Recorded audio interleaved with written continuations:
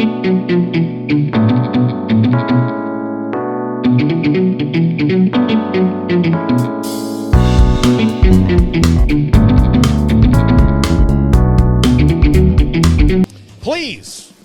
look, we have 6 people watching on the new channel. Hey! So thank you, all 6 of you. And thank you to all the people watching on the regular channel. You can do either. We're fine with either. Mm-hmm. But I would love it if you would go over to the new channel, subscribe, like the videos, and give us some views. Like, that's our currency in this world. So it's always really humbling when you I know you have to do it, but it's always really humbling when you get on a podcast or a show and you're like, guys, please, can you like the link in the bio, so subscribe and download. Yeah, absolutely. So Roy Ogletree, Paul Catalina here on the One True Triple Option, and on 2 channels. Yeah, on two channels. Mm-hmm. So thanks to Rogue Media and of course 365 Sports for coming together and making this happen. But okay, well, I'm going to ask you, and we can be really quick with this one. Yeah, don't need to expound too much on it. Baylor has 4 games left: TCU, right, Houston, West Virginia, Kansas. I might have gotten those. Did I get those in the right order exactly? We will see. I think you did. It is TCU, West Virginia, Houston, Kansas. Oh, TCU, West Virginia, Houston, Kansas, and a bye next between week. TCU and bye next week. So they are 4-4 right now. Mm. They should be bare minimum 6-6 with that schedule. Right. What do you think they will be? I think 7-5. Yeah. I think now look, Kansas has been in. I'm skipping all the way to the end of the season, but Kansas has literally lost all their games by 1 score. So that worries me a little bit. TCU was technically 2 scores, but they were leading in that game. Yeah. And that worries me that they're going to catch a couple people at the end of the year that are not really expecting it. And in fact, they nearly did it against Kansas State, and that would have been really funny. But the idea that you're going to walk over anyone else left on your schedule because all of a sudden Houston's playing a lot better football.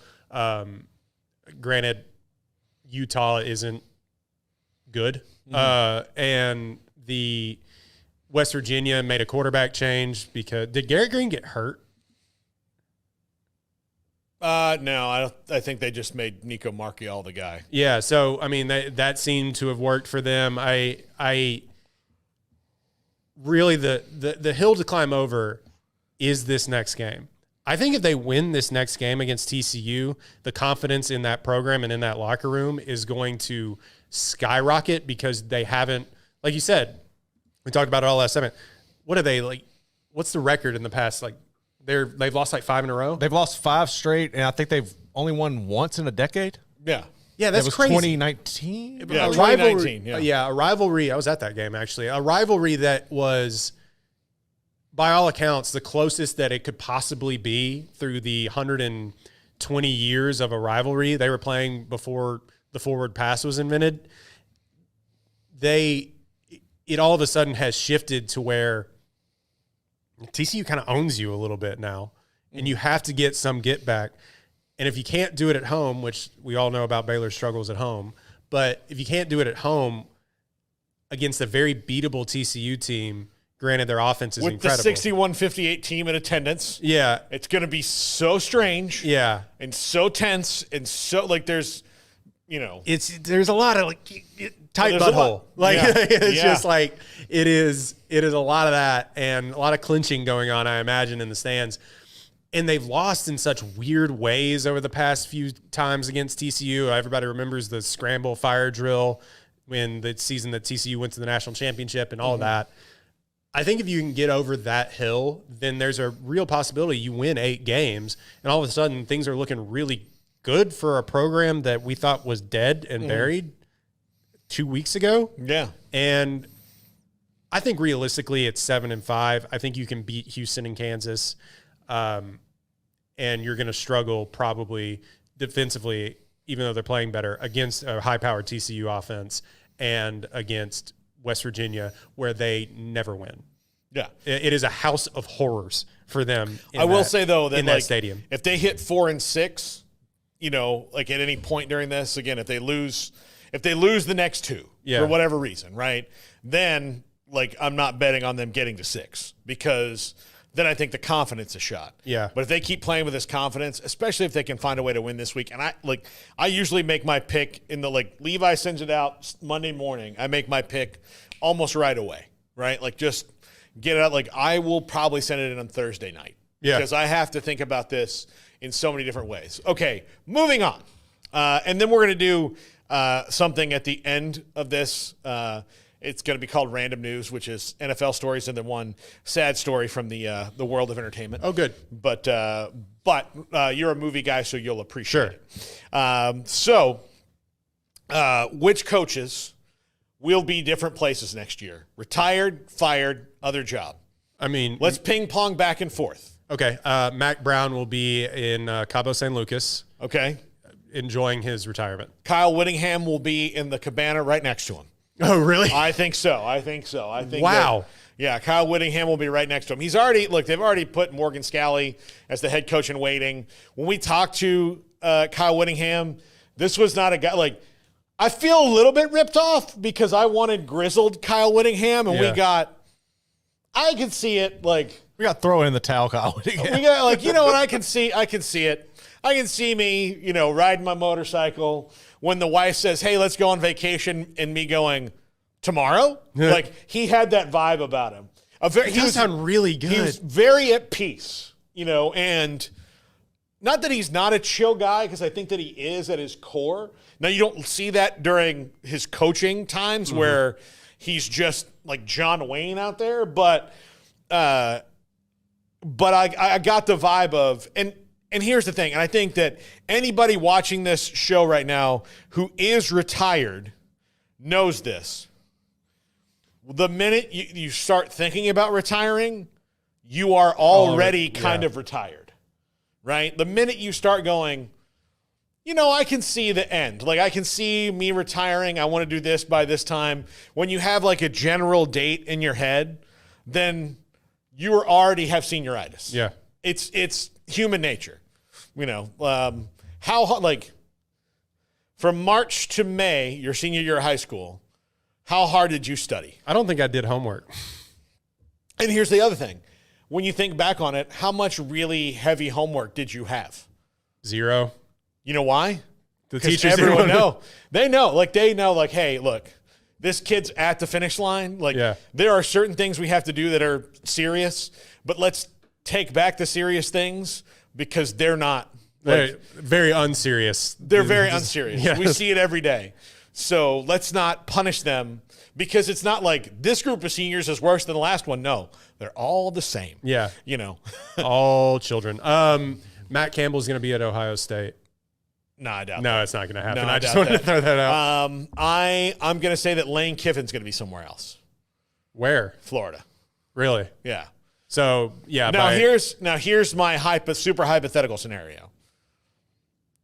And it wouldn't be that hypothetical had they lost to Nebraska last week. Right. But if Ohio State loses 2 more times, say they do lose to Penn State this week, and say they lose in the playoff, or maybe even lose in the Big Ten championship game. Mm-hmm. If they have 3 losses with a $20 million NIL budget, and maybe only 1 win from Ryan Day over Michigan, which would be this year, which I still think they'll beat Michigan, or if he loses to Michigan, then Ryan Day will be the coach at Florida. Mm-hmm. Because it'll just be one of those things where he probably goes to them and be like, look, we're both going to part ways. He's not like an alum or anything. He went to New Hampshire, and then he and Chip Kelly and everybody else can go down to Florida, and then Ohio State, tries to hire, Matt Campbell or Luke Fickell. Yeah. So Spencer Danielson. Man, it would not surprise me to see him. They're 6-1. They're 15th in the country right now. They're going to lose the best running back that's ever played football. Yeah. And look, Boise State probably hates every time that their name gets thrown into the pot of coaches that are going to go somewhere. Yeah. Why they do keep coaches pretty well, though. They do, because there's a really good culture going back there. So, and there's always a chance that they get thrown into a higher conference or whatever. But well, they are. They're in the Pac-12 now. Sure. And no, he took over in December of last year. Yeah. He's only 36. There's a chance that there more than fair chance he's going to stick around, but like I don't know, man, something huge comes open. Yeah. I don't know. Like Yeah. No, 36 everybody wants to take the chance on the young coach. Yeah. To lead the program and stick around for forever. Yeah. So, I mean, that's a long shot, but I'm putting it out there. No, that's a good one. That's a good one. Like I still think even though Billy Napier's rallied a lot, he'll be a coordinator somewhere next year. Yeah. Or he'll be back in like the Sun Special Belt. assistant. Yeah. Yeah. Or exactly. Special assistant head coach, consulting and living off the buyout. I know we were ping-ponging, but I just wanted to is it more likely that Jeff Traylor finds a better job or that he gets fired? Oh, he's not gonna get fired. He's not getting fired. Like this is he's had one bad year. Yeah. But do you think they might be tired of him flirting with all the other jobs? No. I think that's probably good for them. They will just be like, okay, well, we'll take the wins. They're gonna have to your UTSA, you're gonna have to deal with that no matter who it is. That's fair. JJ Kenny. Yes, if he had a better season this year, maybe. Okay. He's the next head coach in waiting for someone. Yeah. But I just think that they're 4-3. They've had a tough schedule, just like UTSA had a really tough schedule. Yeah. And they played really well in some of those games that they lost. But I just think that if he had a better record, you could see him at one of these Texas schools or something. I'll tell you, two people who are on the hot seat all year who I think are off: Sam Pittman and Dave Aranda. Yeah, right now. I think they're done. I think they're fine. Yeah, we espoused a lot. I did a long segment about why I think Dave Aranda may get the boot, but that seems to have shaken itself out. Well, I mean, look, if he does not get to a bowl game through these 4 games, then he needs to walk away himself. Okay, maybe I'm not the guy. Yeah. I say that kiddingly, but he's been given the opportunity of this is the best 2-game stretch you've had in 2 years. Mm-hmm. You've beaten 2 teams. You scored a ton of points on them. Your offense is humming now. You've got a quarterback who's getting better each and every week. You still certainly do have some deficiencies, but go out and beat the mediocrity at the bottom of the conference. Yeah. And be 7-5 or 8-4. It's right as rain. Yeah. in this area. And look, if you can flip from last year to 8-4, then really you've got a coach who acknowledged his issues, fixed most of them, and now can build forward. And people can go, with a decent recruiting class coming in, which is what everybody's talking about. To that end, Sonny Dykes, if it goes off the rails here at the end. I think Sonny's got another year, but I think he's the same spot. Yeah. I think he's the same spot. 2, here's the last 2 I'll mention. Neil Brown, I think, gone. I think the fans have lost total faith in him. He saved his job last year by the grace of God. Yeah, it's not going to happen. Garrett now. Green's legs. But nothing has changed. They're not mediocre, better than anybody. They're not better than the good teams. They're still worse than all of them. In a year that you thought that you would be able to be a dark horse in the Big 12, it just ended up being the same. Also, who do they hate more than anybody? Pitt. Has Pitt lost yet? I don't think so. They have not. That does not do well. Because when they go and run into the Yinzers, when they're at Permane Brothers talking about it. Great sandwich shop. It's just all over. And then Paxton said is the only Big 12. No, I think the coach on the hottest seat right now is Neil Brown. I don't think Mike Gundy's on a hot seat because he's got a lifetime contract. Yeah. But if you told me he was going to retire, I wouldn't. I wouldn't question it. I wouldn't question it. I'll tell you who's also on an increasingly hot seat week by week. And they've been besieged by injuries, but Brent Venables. Yeah. Because the thing is, before, Oklahoma could withstand this kind of thing because they had talent waiting in the wings. That is not a talented roster on offense. And it's going off the rails quickly. They just don't look good. They have 2 pretty good, talented quarterbacks. I think Jackson Arnold and Michael Hawkins both have a lot of potential. Yeah. But when you have walk-ons at wide receiver and tight end and center and all these things, you've got a depth problem. And also your specialty is supposed to be defense and you're getting housed by Texas and stuff like that. It's tough. Is Chris Kleiman okay? Oh, yeah. Okay. Because didn't he He had a dizzy spell or something. Okay. I just wanted to. I think he's okay. All right. So some quick random news. So in the last hour, 3 NFL stories have happened. Oh, no. I know one. Stephon Diggs out for the year. I want to become the Joker. Yeah. Yeah. So they better hope Nico's back pretty fast. Yeah, they're not going to have him for Thursday Night Football, which, whatever. But don't maybe, play. but Don't maybe play, next week? Yeah, don't play on that MetLife turf. Apparently he's healthy. They Yeah. just put him on the IR to make sure he was healthy, Yeah. and he's running up to 20 miles an hour. I've been following this with a microscope, but he'll play on that Saturday or Sunday Night Football. I can't remember what it was, but he'll play in that game. But they're not going to. Well, one, he can't come off the IR, but two, they wouldn't even think to sacrifice him to that MetLife turf. Yeah. Is his practice window open yet? No, I think it's after this game. Yeah. Okay. So he and Christian McCaffrey will be back. Yeah, I'm sure Christian around the same McCaffrey is going to play. I'm sure of it. On the 10th, he is. He's going to be back after next week. Sure. Yeah. His totally healthy legs. Yeah. Deontay Johnson has been traded from the Panthers to the Ravens. Oh, I'm sure another wide receiver will definitely help that passing attack, which is really good. Nah, Lamar's gotten more way better as a passer, and you don't have Rashad Bateman bricking passes off of his helmet like it'll be. But you have, and Rashad Bateman's been okay, but you have Zay Flowers, Deontay Johnson, all the tight ends you'd ever want in your life. Likely Derrick Henry, Justice Hill, and Keaton Mitchell, who was great last year, coming back. Yeah. It's now or never, baby, for the Ravens. They just have to have their defense Baltimore. not brick interceptions. Yeah. In Baltimore, they're doing well. Baltimore. Go Ravens. Okay.